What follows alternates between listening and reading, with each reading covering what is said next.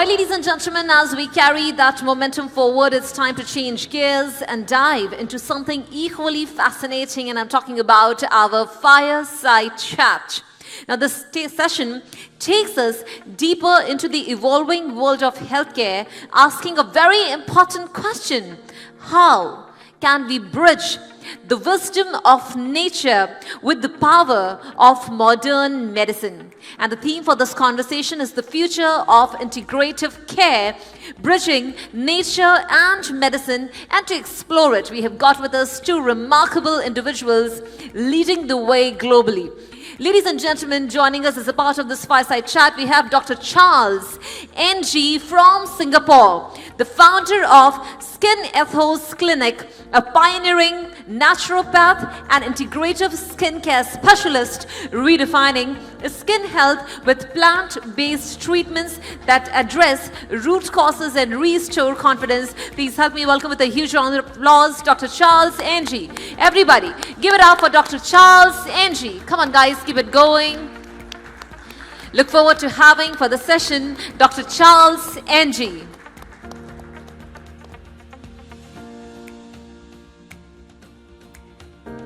All right.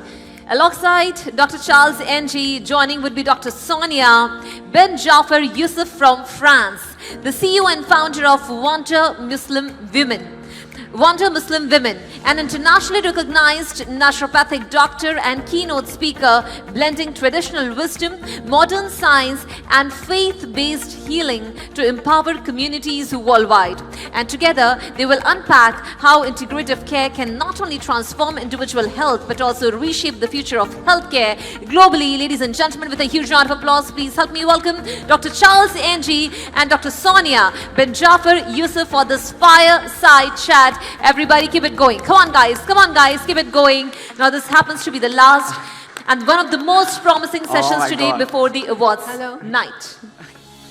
Gentlemen, lady, the floor is yours. Over to you. Thank you. This is a very interesting topic, and it's really close to my heart. So thank you everyone, good afternoon. I'm very happy and honored to be here among all the business and healthcare heroes. Okay, so back when I first started as a naturopath 22 years ago, at that time, it was the early start of bridging plant-based and a plant-based approach with integrative technology. So it was, at that time, plant medicine was seen as something that was informal and alternative. So it was at the age whereby there was very little studies that were given to what we deem as more like a cultural ingredient at that time, at least in Asia, Singapore, where I am based in. And also with technology, it was also seen as something that was more invasive and medical-only kind of settings. So fast forward to today, we are at a juncture whereby these two very opposing forces, you know, as what we looked at when I look back 20 years ago, they are actually converging, and they are actually converging to a point whereby it's actually grown into something that is really powerful. I think this is something which deserves a lot of attention. And in combination with artificial intelligence. Back then, we didn't talk much about artificial intelligence.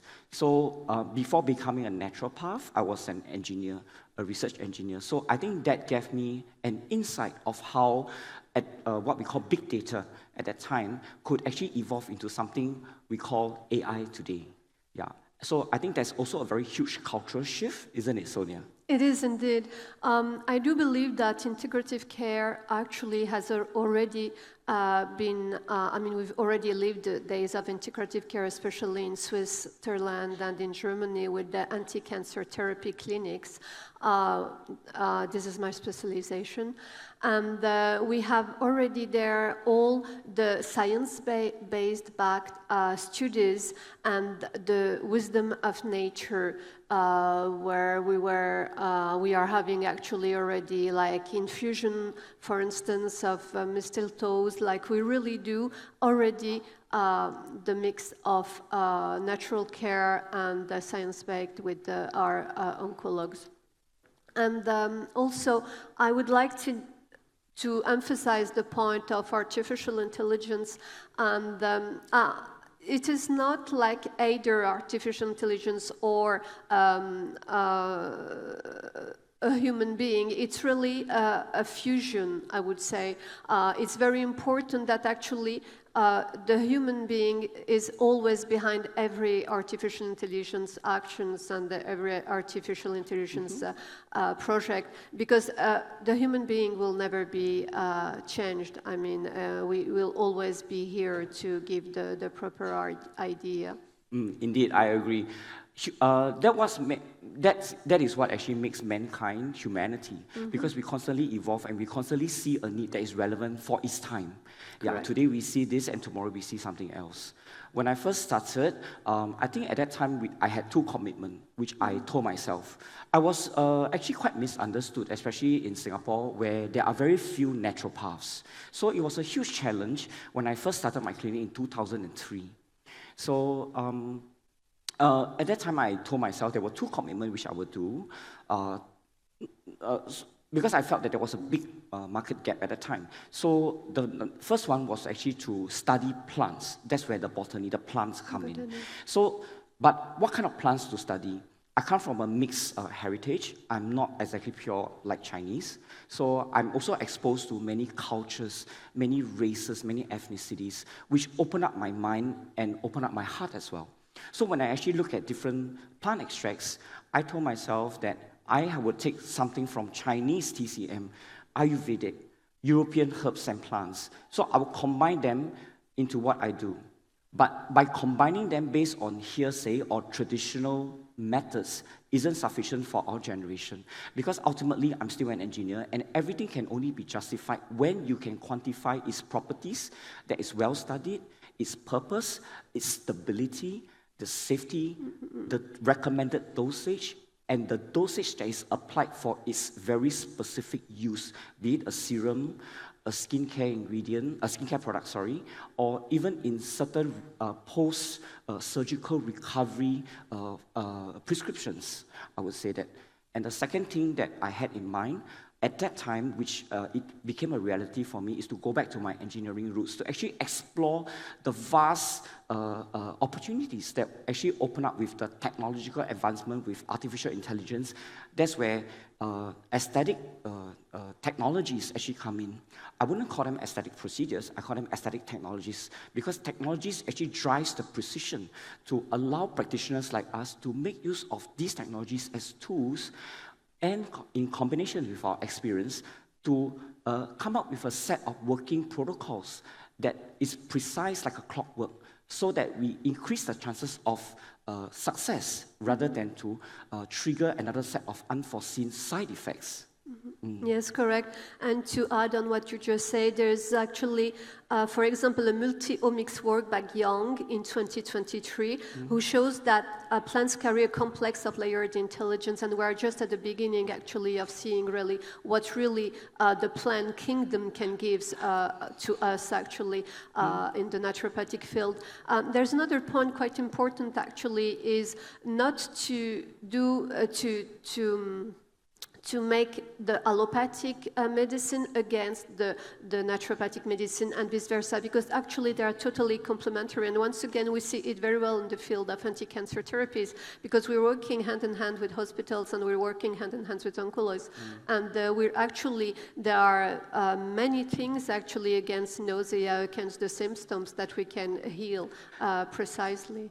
Yes, in fact, in the realm of dermatology, I've also used many of our plant extracts that, of course, have been well studied and extracted by pharmaceutical companies, and to combine them with traditional Western medical chemical formulations, and to enhance these results to produce more sustainable outcomes with less triggering side effects. Exactly. I think that's really important, because when clients or patients, when they come to us, there's a lot of trust That's why they come to us. But I think at the end of the day, we have to understand that they have their own hopes and expectations. And while treating this particular condition at that time, yes, you will see some kind of improvement because it's under supervision. But the real test comes when they are no longer under treatment mode, when they enter their normal daily mode. So when they enter their normal daily mode, the last thing you want is that you know that your condition has improved, but after 6 months, after 12 months, the condition starts creeping back. So to me, I believe to you, Sonia, it's definitely not acceptable because for people to come to us, what they want a long-term solution. Of course. They want long-term benefits that is stackable and sustainable. And that's what we're here for, to explore the limitless boundaries of merging plant science, homeopathy, naturopathy, with mainstream technologies, AI, and Western medical practices. So I think this is something so powerful, isn't it? It is very powerful, and indeed, actually, you mentioned the point very important that naturopathy actually excels in chronic diseases in the long term, and allopathy actually excels in acute cases, like or in if someone cuts his, in surgical processes. And this is why it's very important actually to combine both in order to have both benefits actually and help our patient, because they're looking for trust and they're looking for results. And when we keep on having bad results with certain protocols for years, or for instance, certain, not all, because as naturopath doctor, we also use some small dose of chemotherapy for specific target tissue.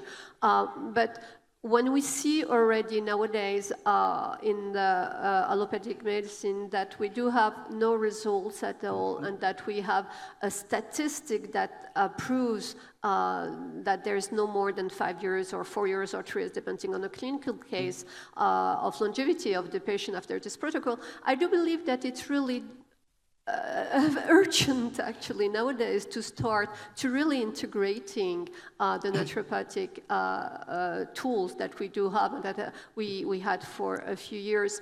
And an important point for that, I do believe, is that not only trying to do the knowledge and the education to all the people and all the establishment, and especially the doctors' schools, the medical schools, but also to work in conjunction with all the governments, so the governments really create rules so they can also invest in studies, in long-term studies, because of course health is always science-backed. Correct.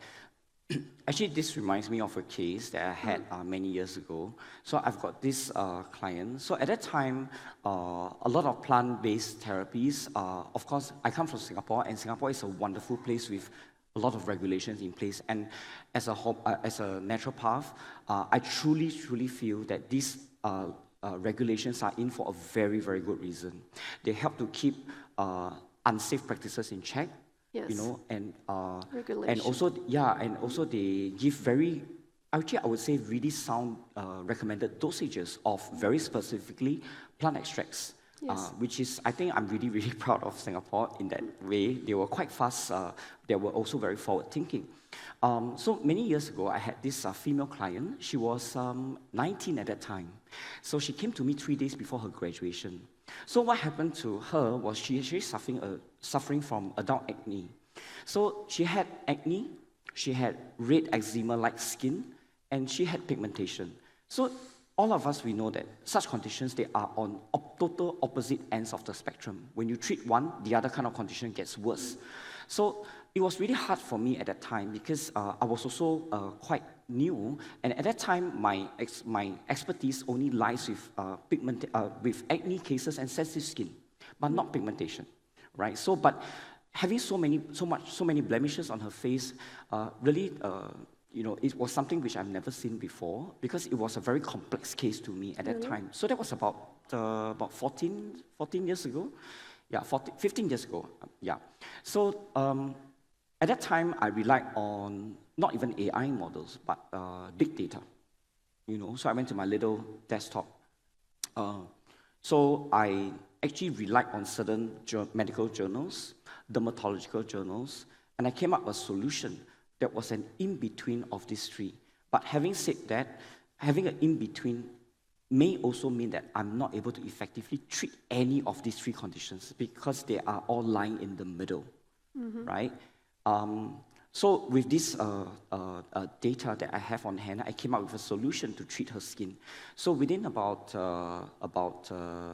of course, I couldn't get her skin up in 3 days before her graduation ceremony. So he said, okay, you know what, let's have one treatment and we will not make your skin worse. And then she came back after 3 weeks. There was very considerable improvement. Every solution, every plant-based solution and the technologies I used was customized to her skin. So that really taught me one important thing. And that was my first taste of customizing a treatment protocol to every individual client, which paved way for what I have today, which is the combination of plant tech solutions. And I think, and unknowingly, at that time I'd never done any anti-aging treatments, therapies. There's no pigmentation as well. But because of clients like that, these treatments, these specializations came in because there was a need to solve the problems, the skin conditions of these customers. So so from there, that's where future programs were developed based on needs rather than based on business, running it as a business. So that's where our training as naturopaths come in. You look at the whole condition, the person, the skin as a whole. You know, it's a holistic manner of treating someone's skin. So this has always applied repetitively throughout my 5,000 customers, throughout 15,000 treatments over the years. So it tells me that there is a proven model that we can meet in the middle, but it does not mean that it's not effective. It depends on how we use our tools. As naturopaths, we have the training in botany, the training in nutrition therapy, the training of realizing the client's needs, what they are looking for, the client's expectations, and making and leveraging the use of technologies and AI, you know, and opening up our minds to new emerging technologies, hard technologies even, to enhance and to come up with a unique set of treatment protocols that works like a clockwork, that is repetitive, and it can be even probably being commercialized around the whole world, actually. Yes, of course, it's an excellent point of view indeed. And to go further on that point, I do believe that actually it's really a holistic point of view. It's mind, body, spirit. We do have, like, for instance, Dr. Hammer, a German doctor, that has a really good point of view in regards to each organs has actually an emotional trauma. Yes. And when we analyze it, for instance, especially for cancer patients, when we analyze actually really the organ in comparison with all the emotional trauma that he had, and when we try to psychologically heal that level of emotional trauma that he has been through, and of course with all the protocols that we have, like IVs, like what she was mentioning, the PEMF, like the frequency therapy, like the radio frequency therapy, like the light, the light in IV also. I mean, we have many tools and different machines actually, like hyperthermia and localized hyperthermia. So we do see better results actually. So that's why I do believe that holistically speaking, we really need to take into consideration not only the anatomy, but because the anatomy actually the body is really the creation, a perfect creation of our Creator, Allah Azza wa Jal. And when we see that actually we do have an innate a possibility to rebalance our homeostasis and to be able actually to take rid by ourselves of our toxins. Next week I'm going, for instance, to do a meeting like that in Dubai on the brain, and the brain is a very good example, for instance, because brain is our wealth and is our health. I mean, before anything else, I mean, if you have to invest in something, invest in your brain, because we are on a daily basis in the air with toxin, in the water with, in the air with toxin like aluminum, for instance, in the water with toxin with fluoride that lower the IQs, in the food with glyphosate, that are very, very important in all the gluten product, for instance. And so it goes directly, and we have actually the proof that Alzheimer and Parkinson are actually heavy metals, for instance. So we really need to understand that our body is not just different pieces of organs that are, and that we have to focus on one organ only, but it's actually a very beautiful balance and homeostasis. System, exactly, yeah. And that everything goes in cascade. If we have a symptom, it's just like one symptom that comes after other ones, and that's very important.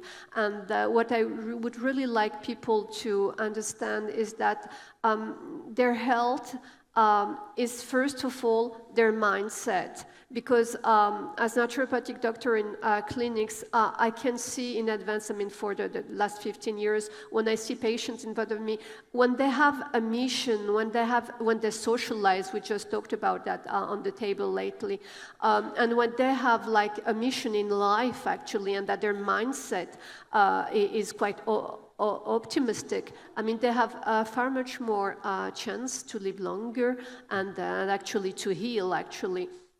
And yes, please. Oh, no, it's good. Yeah. So that's very important, actually, to really look the body as a holistic part, and to really, as a practitioner, to not only to treat a specific part of the body, but to really to understand why is the symptom, what is the symptom telling? Because the symptom is actually an intelligent tell. I mean, the body is telling something to the person. So we have to understand what it says and what is the root cause of that. And the root cause research is very, very important. Yeah, because, okay, the body works as an interconnected system. You know, different organs working together. Skin is an organ. So there are cases where I've come the biggest across... organ, actually. Sorry? The biggest organ. And yes, the skin is the biggest organ. It's a huge responsibility here.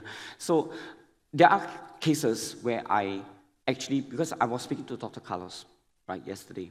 So he asked me, he said, what's the relation between sleep and skin? I mean, obviously, when we sleep, our body regenerates. All of us know that, right? But there are certain parts of the organs that do not recover at the same time because of its pre-existing strain that was from other activities. It could be diet, it could be nutrition. So there are cases whereby when you look at the skin condition, when the AI analysis scans the skin, you know, it tells you the symptoms of the skin, how the skin behaves, what are the problem areas to fix, you know, from an aesthetic perspective.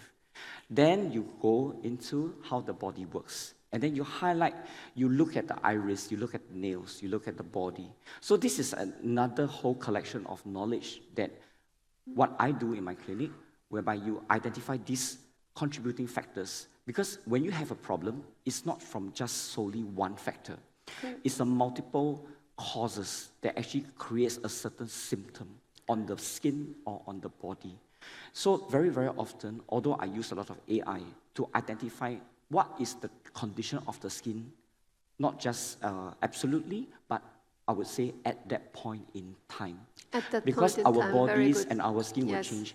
I have someone who say come to me for acne, right? Acne can come with, in that case of the client, she has topical dermatitis, all right?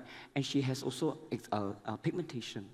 So when you look at her at that point in time, when her skin recovers, or touch wood, if it ever gets worse, we have to look at each condition again separately. What are causing these conditions?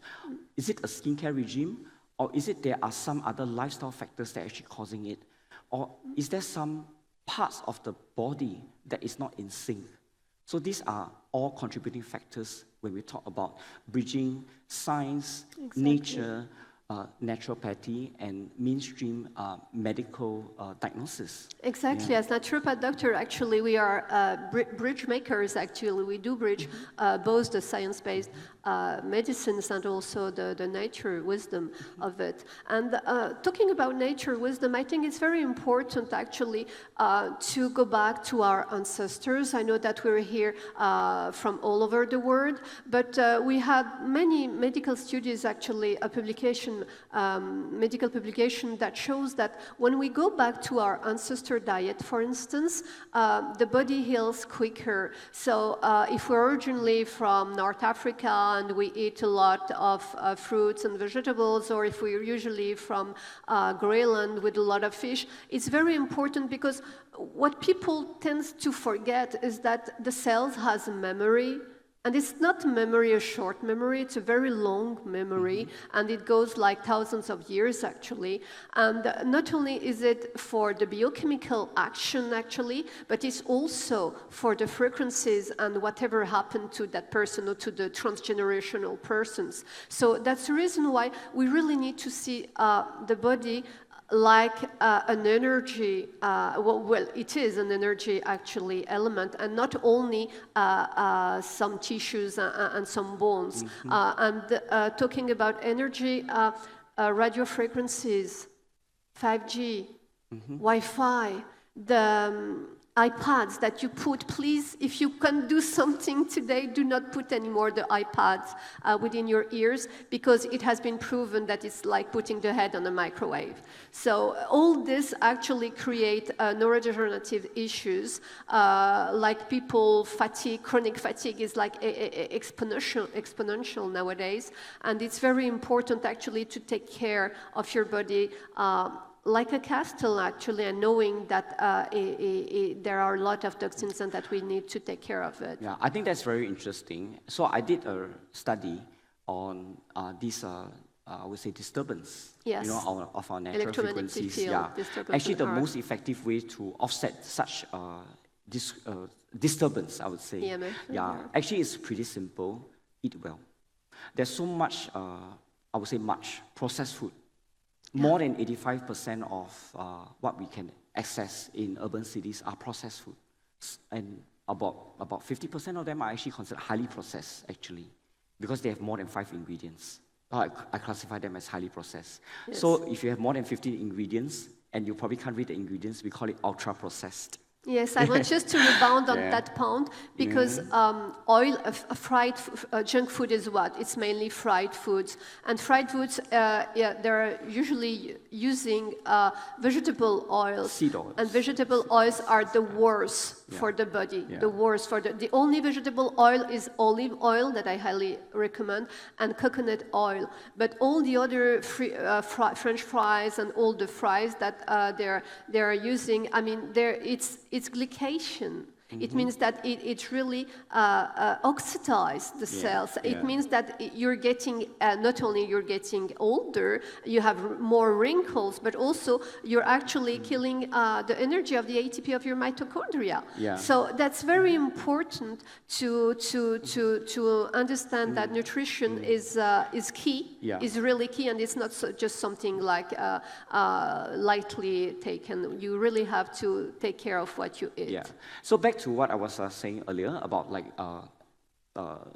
settling the external disturbances of electronic devices. I think everybody is exposed to electronic devices, right? We have Wi-Fi, everything. So whole food, as much as possible, whole food actually helps to normalize it. There are studies that shows that.